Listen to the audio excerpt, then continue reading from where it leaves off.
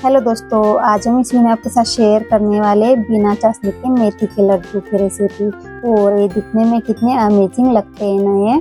तो मैं आपको तोड़ के बताती हूँ इसे। तो अभी आप देख रहे कितने आसानी से टूट रहा है, मतलब ये अंदर से भी एकदम सॉफ्ट बना है और इससे भी ज़्यादा खाने में टेस्टी है। और आप इसे बनाकर पूरा 2 से 3 महीना स्टोर भी कर सकते हैं, बिल्कुल भी खराब नहीं होते। और आप इसे ठंड में रोजाना 1 या 2 खाओगे ना सिर्फ, तो ये पूरे ठंड में आपके शरीर को ऊर्जा और ताकत दोनों देते हैं और साथ में बहुत सारे रोगों से आपको एक स्वस्थ भी बनाए रखते हैं, मतलब है ना ये हेल्दी लड्डू। तो चलिए इस मेथी के लड्डू को बनाना हम शुरू करते हैं।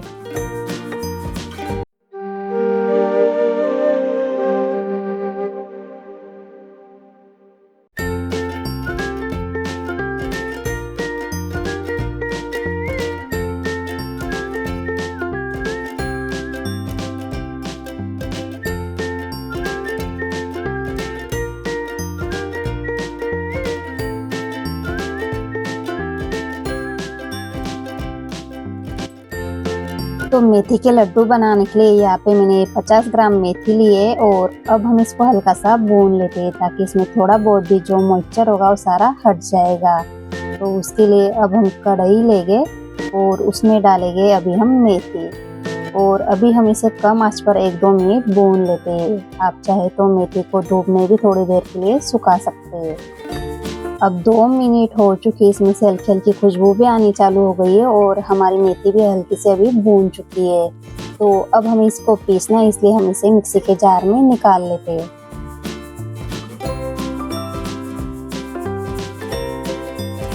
लीजिए, अब मैंने इसको पीस लिया है तो हम इसे बाउल में निकाल लेते हैं। इसके बाद अब हम डालेंगे अभी इसमें 100 ग्राम घी।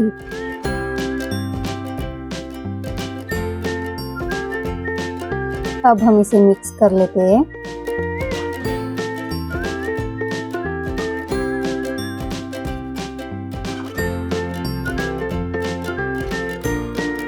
लीजिए, अब मैंने इसको अच्छे से मिला लिया है। तो अब हम इसे 4-5 दिन ऐसे ही ढककर रख देते हैं ताकि मेथी इसमें अच्छे से भीग जाए। इस तरह इसे रखने से मेथी का जो कड़वापन है वो कम हो जाता है।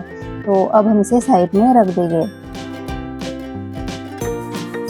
अब लगभग 4 दिन हो चुके, अब हमारी मेथी अभी घी में अच्छे से भीग चुकी है। तो अब हम इसे चम्मच से परोस कर निकाल लेते हैं। आप चाहे तो 1 दिन इसे और रख सकते हैं, बिल्कुल भी खराब नहीं होगी। इस तरह करने से इसका जो भी कड़वापन है वो कम हो जाता है।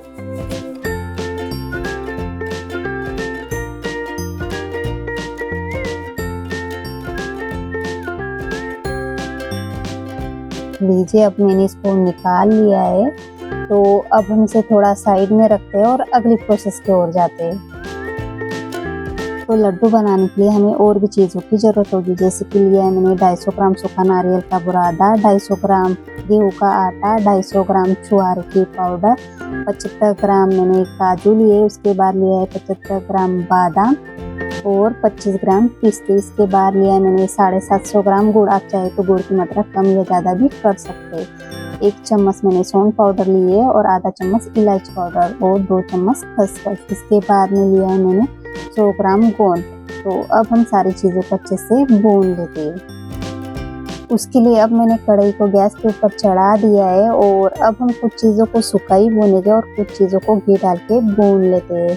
तो अब हम डालेंगे सबसे पहले कढ़ाई में खसखस यानी कि पॉपी सीड और अब हम इसे हल्का सा भून लेते हैं। तो कढ़ाई गर्म होने की वजह से बहुत ही जल्दी भून जाएगी। तो अभी सिर्फ 1 मिनट हो चुका है। अब हमारी खसखस अभी अच्छे से भून चुकी है। तो हम अभी इसको प्लेट में निकाल लेते हैं और इसे अभी हम साइड में रख देते हैं। इसके बाद अब हम कढ़ाई में डालेंगे सूखा नारियल का बुरादा और इसे अभी हम कम आंच पर लगातार चलाते हुए भून लेते हैं। तो हमें इसको जब तक भूनना है जब तक कि इसमें से हल्की हल्की खुशबू ना आनी चालू हो जाए, मतलब इसका हल्का सा कलर चेंज नहीं हो जाता है, तब तक हमें इसे भूनना है।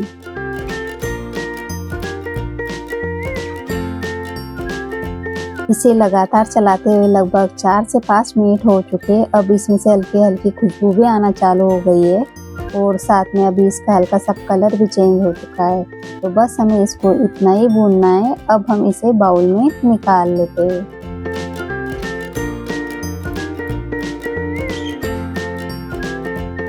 और अब हमें कुछ चीज़ों को घी में अच्छे से भूनना है, इसलिए उसके लिए लिया है मैंने 250 ग्राम घी। तो उसमें से हम अभी 2 से 3 चम्मच घी अभी हम कढ़ाई में डाल देते हैं। और इसके बाद हम डालेंगे अभी इसमें बादाम और इसे अभी हम कम आंच पर भून लेते हैं।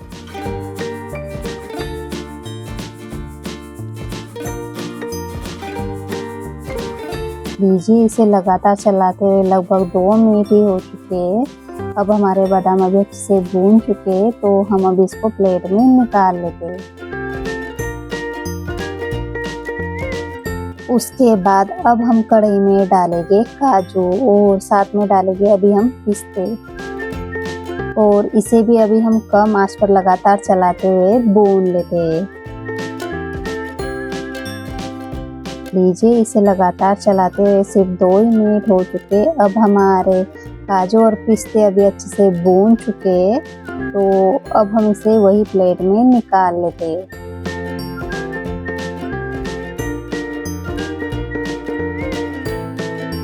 उसके बाद अब हम कढ़ाई में डालेंगे अभी फिर से 2 से 3 चम्मच घी और अब हम डालेंगे अभी इसमें छुआरे की पाउडर और इसे अभी हम कम आंच पर लगातार चलाते हुए हल्का सा भून लेते हैं।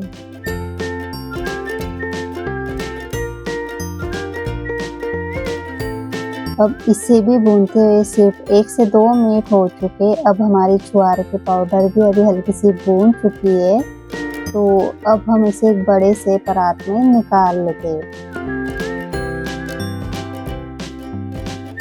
अब हम कढ़ाई में फिर से डालेंगे 3 से 4 चम्मच घी और घी को अभी हम अच्छे से गर्म होने देते हैं। तो घी अब अच्छे से गर्म हो चुका है, तो हम डालेंगे अभी इसमें थोड़ा सा गोंद, क्योंकि गोंद को हम इकट्ठा घी में डालेंगे तो भूनते वक्त थोड़ा कच्चा भी रह सकता है, इसलिए हमें थोड़ा थोड़ा करके ही गोंद को भूनना है। तो अब हम इसे भून लेते हैं।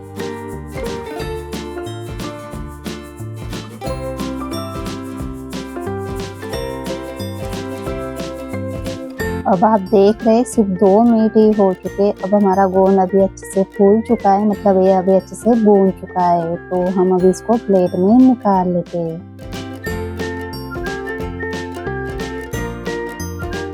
और फिर से हम डालेंगे अभी कढ़ाई में थोड़ा सा घी और इसके बाद हम डालेंगे गोंद और इसे भी अभी हम भून लेते हैं।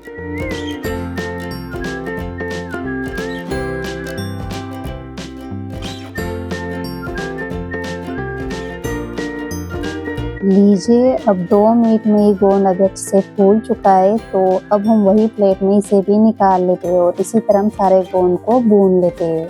लीजिए, अब हमारा सारा गोंद अभी अच्छे से भून चुका है। तो अभी आप देख रहे हैं हाथों से मैं तोड़ रही थी, अच्छे से क्रश हो रहा है, मतलब ये अंदर से भी एकदम क्रिस्पी हो चुका है। और अब हम कढ़ाई में डालेंगे फिर से 2 से 3 चम्मच घी। इसके बाद हम डालेंगे अभी इसमें गेहूं का आटा और इसे अभी हम कम आंच पर लगातार चलाते हुए भून लेते हैं। तो हमें इसे जब तक भूनना है जब तक कि इसमें से हल्की हल्की खुशबू आना ना चालू हो जाए, मतलब हल्का से इसका कलर चेंज नहीं हो जाता है, तब तक हमें इसे लगातार चलाते हुए भूनना है।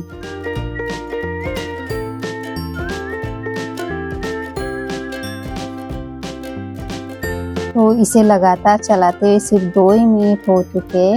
अब हमारा आटा थोड़ा सूखा ही लग रहा है, तो अब हम इसमें बचा हुआ घी भी इसमें डाल देते हैं।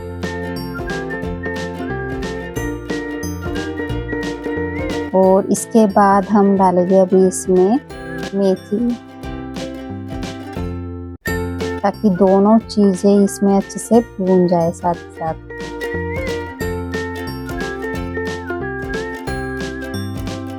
तो अब हम इसे अच्छे से मिला लेते हैं और इसे अभी हम अच्छे से भून लेते हैं।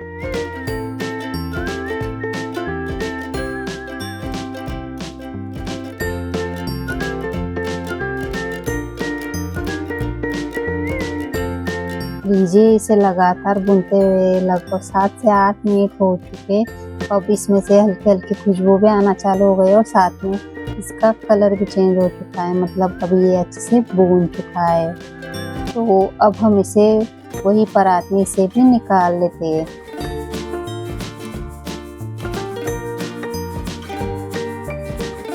अब हमारी सारी चीज़ें भी अच्छे से ठंडी हो चुकी है, तो हम अभी एक एक करके इसको मिक्सी में डालकर हल्का सा पीस लेते हैं। उसके लिए अब हम मिक्सी का जार ले लेते हैं और उसमें डालेंगे अभी हम खसखस। इसके बाद हम डालेंगे अभी इसमें गोंद।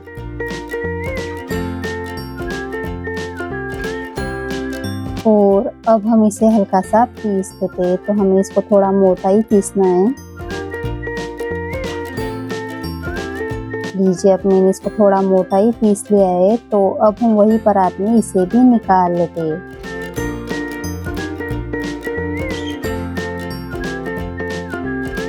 इसके बाद अभी हम ड्राई फ्रूट को भी हल्का सा पीस लेते हैं, तो हमें इसको ज़्यादा बारीक नहीं करना है, इसको हल्का सा मोटा ही रखना है। तो हम अब इसको पीस लेते हैं। लीजिए अब मैंने ड्राई फ्रूट को भी हल्का सा मोटा ही पीस लिया है, तो वही परात में हम इसे भी निकाल लेते हैं। इसके बाद अभी हम नारियल के बुरादे को भी मिक्सी में हल्का सा पीस लेंगे। आप चाहे तो हाथों से भी इसको क्रश कर सकते हैं। लीजिए इसको भी मैंने पीस लिया है, तो वही परात में इसे भी निकाल लेते हैं। इसके बाद अब हम डालेंगे अभी इसमें सौंठ पाउडर और अब जाएगा अभी इसमें इलायची पाउडर। इसके बाद अब हम डालेंगे अभी इसमें गुड़। तो गुड़ को हम ऐसे ही नहीं डालेंगे, हम हल्का से इसको मिक्सी में घुमा लेते हैं ताकि अच्छे से बारीक हो जाए, क्योंकि हमें बिना चाशनी के लड्डू बनाने हैं, इसलिए हमें इसको अच्छे से बारीक पीसना है। अब मैंने गुड़ को अच्छे से बारीक पीस लिया है, तो अब हम वही परात में इसे भी निकाल लेते हैं। और अब हम सारी चीज़ों को अच्छे से मिला लेते हैं।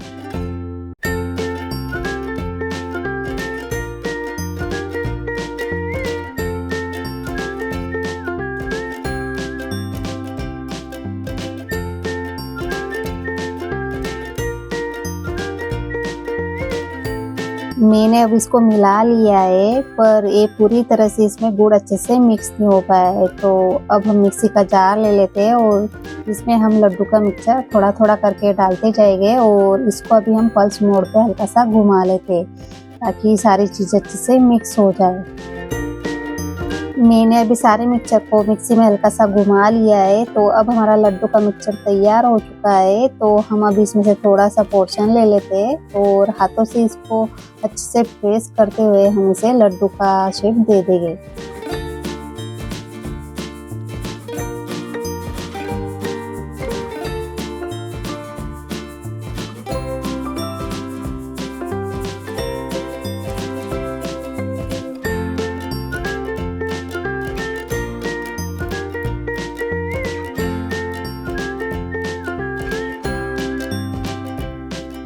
लीजिए अब हमारा लड्डू तैयार हो गया है। तो कितना सुंदर लड्डू तैयार हुआ है ना। तो इसी तरह हम सारे लड्डू को तैयार कर लेते हैं। तो अब हम इसे थाली में रख देते हैं। तो लीजिए अब हमारे लड्डू तैयार हो गए सारे। तो इतने आटे के पूरे 2 किलो लड्डू तैयार हो चुके हैं। तो अब हम इसे सर्विंग प्लेट में निकाल लेते हैं। Wow super. तो लीजिए अब हमारे ठंड स्पेशल बिना चाशनी की मेथी के लड्डू तैयार हो गए। तो वाकई दिखने में सुंदर लग रहे हैं नए। तो एक मैं आपको तोड़ के भी बताती हूँ। तो अभी आप देख रहे हैं कितनी आसानी से टूट गया, मतलब अंदर से भी एकदम सॉफ्ट बना है हमारा लड्डू, टेस्टी भी। और आप इसे बनाकर पूरे 2 से 3 महीना स्टोर भी कर सकते हैं, बिल्कुल भी खराब नहीं हो सकते। और साथ में सेहत के लिए हेल्दी भी है। तो आप कैसी लगी इसकी रेसिपी? अच्छी लगी होगी तो आप भी इस ठंड में इस रेसिपी को ज़रूर ट्राई करना है और मेरे रेसिपी को ज़्यादा लाइक और शेयर करना। और मेरे चैनल पर अभी नए हो गए तो मेरे चैनल को सब्सक्राइब करना ना भूलना। तो चलते फिर मिलेंगे नेक्स्ट वीडियो में।